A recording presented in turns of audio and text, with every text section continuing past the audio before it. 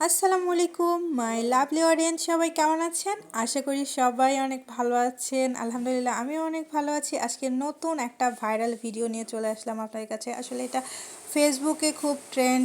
ফেসবুকে হচ্ছে এই ভিডিওর জন্য মানে পা রাখাই যাচ্ছে না। ফেসবুকে গেলেই শুধু দেখছি সবাই পাহাড়িদের সেদ্ধ খাবারের ভ্লগ বানাচ্ছে আর ছাড়ছে। তার দেখে তো আমারও খুব খেতে ইচ্ছে করছিল।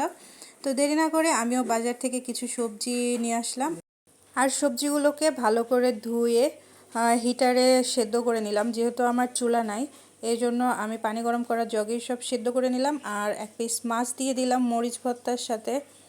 মরিচ ভর্তাটার মরিচও আমি সেদ্ধ করে নিয়েছিলাম, সাথে একটা পেঁয়াজ সেদ্ধ করে নিয়েছিলাম।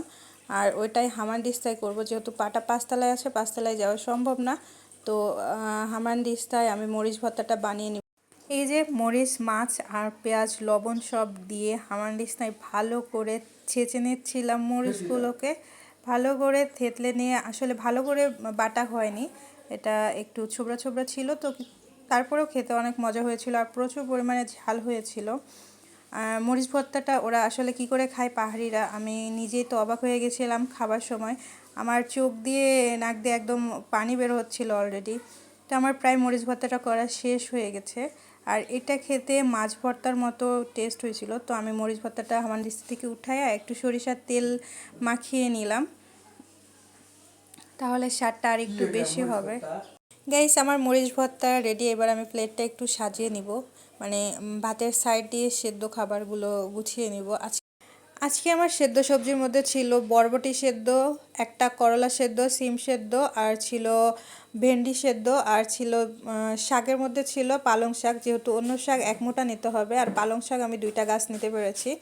আর শশা ছিল, আর সাথে মরিচ ভর্তা। তো আমি প্রথমে পালং শাকটা দিয়ে খাচ্ছিলাম। পালং শাকের ওপর একটু মরিচ ভর্তা নিয়েছিলাম সামান্য একটু। তো পালং শাক দিয়ে মরিচ ভর্তা দিয়ে খেতে অনেক মজা হয়েছিল।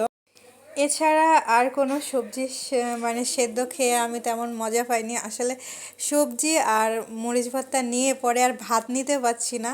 আমি অনেক চেষ্টা করে হাতে পরিমাণ মতো ভাত তুলতে পারছিলাম না, মানে ওরা যেরকম বড় বড় লোকমা নেয় অনেকগুলো করে ভাত নিয়ে, ওইভাবে আমি উঠাইতে পারছিলাম না, শুধু পড়ে যাচ্ছিল। তো এটা খেতে খেতে আমার হাসিও পাচ্ছিল। তো পালং শাক যেহেতু 2টা গাছ নিয়েছিলাম, ওটা শেষ হয়ে গেছে। দেন ছিল সিম সেদ্ধ, এই যে সিম সিম নিয়ে নিলাম, আর এটা একটু মাঝখান দিয়ে ফালি দিয়ে নিয়েছিলাম, না হলে তো অত লম্বা খেতাম কিভাবে।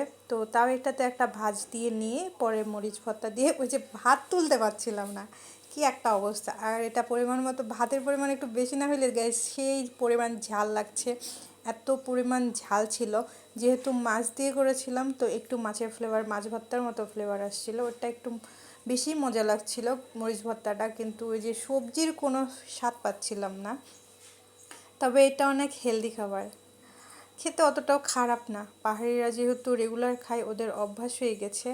আর আসলে ওদের অনেক অনেক অনেক সম্মান ওদের প্রতি বেড়ে গেল। আমরা এত তেল মশলা দিয়ে এত খাবারে বিলাসিতা করি, সেইখানে তো পাহাড়িরা এত সাধারণ খাবার খেয়েও জীবনযাপন করে। তাদের প্রতি সম্মানটা সত্যি অনেক বেড়ে গেল। তো গাইস, মরিচ ভর্তাটা এত পরিমাণে ঝাল ছিল যে আমাকে পরে একটা কলা খেতে হয়েছিল। তো আমার পুরো ভিডিওটা দেখার জন্য অসংখ্য ধন্যবাদ। আল্লাহ হাফেজ, সবাই ভালো থাকবেন।